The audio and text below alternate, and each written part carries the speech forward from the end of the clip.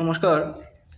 Computer কোনটা কিনবো কোনটা না, অনেকে যখন নতুন কম্পিউটার যখন কিনতে যায় বা নতুন কম্পিউটার কেনা যখন একটা চিন্তা করে, তো অনেকে কনফিউশনে পড়ে যায় যে কোন কোন কম্পিউটারটা কিনলে ভালো হবে কোনটা না। বিশেষ করে এখন আমাদের মার্কেটে যেটা ট্রেন্ডিংয়ে যেটা চলছে এটা হচ্ছে গিয়ে ইন্টেল ইন্টেল প্রসেসরের i3 i5 i7 এইসব। তো বলি কোন কম্পিউটারটা কিনলে ভালো হবে কোন কম্পিউটারটা কিনলে ভালো হবে না, এটা অনেকেই একটা কনফিউশন থাকে। বলি এখানে কোনটা কোনোটাই খারাপ না বা কোনোটাই খুব বেশি ইয়ে না, কী বলবো, বেস্টও না। কোনোটাই বেস্ট না, আবার কোনোটাও একদম খারাপও না। এটা টোটালি ডিপেন্ড করবে আপনার ইউজেজের উপর। একটা যখন একটা নন আইটি টেকনিশিয়ান যখন একটা কম্পিউটার কেনার যখন চিন্তা করে, তখন মানে হয়তো কোনো কোনো কোনো সময় কনফিউশন পড়ে যায় যে কোনটা কিনলে ভালো হবে কোনটা কিনলে হবে না। বলি i3 i5 এই যে প্রসেসরসগুলো, এগুলো ইন্টেলের এখন one of the advanced processors. এইগুলো প্রসেসরের মধ্যে হচ্ছে গিয়ে সবচেয়ে লেটেস্ট যেটা, সেটা হলো গিয়ে i9। তো এখন বলি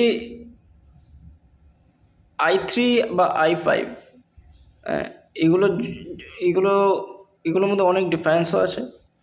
হ্যাঁ, i3 থেকে i5টা একটু ভালো, i5 থেকে i7টা আরেকটু ভালো, এরকম করে করে যায় আর কি। তো বলি যাদের ভিডিও এডিটিং করার বা যাদের খুব হাইফাই লেভেলে বা যাদের যাদের যাদের খুব মানে এই হাই লেভেলের যে সফটওয়্যারসগুলো আছে এগুলো নিয়ে যাদের ডিল করতে লাগে না, বা যাদের কাজ থাকে না এখানে এইগুলোতে, ওদের জন্য i3 প্রসেসর হলেও চলে। আর যাদের একটু ভিডিও এডিটিং করতে লাগে, একটু ফাস্ট প্রসেসর লাগে, একটু মনে করে যে আমরা লং ডিউরেশনের জন্য কিনবো, আমাদের ইন ফিউচার ফাস্ট প্রসেসরের দরকার, কাজে আসতে পারে, তখন i5 প্রসেসরের চিন্তা করলে ভালো হয়। কারণ i5 প্রসেসর্স আর one of the most powerful processor in Intel. i5 processors না, শুধু যে প্রসেসর যে জেনারেশন i5 i7 i9, এই প্রসেসরসগুলো পাওয়ারফুল প্রসেসর্স।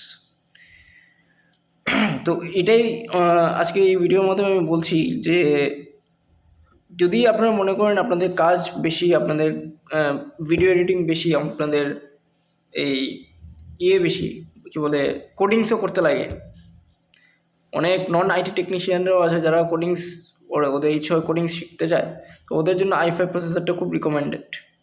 তো আর অনেকে একটা একটা একটা আছে যে কতটুক সাইজে কিনলে ভালো, সাইজ হচ্ছে গিয়ে র্যামের সাইজ, স্টোরেজের সাইজ কিনলে ভালো হয়।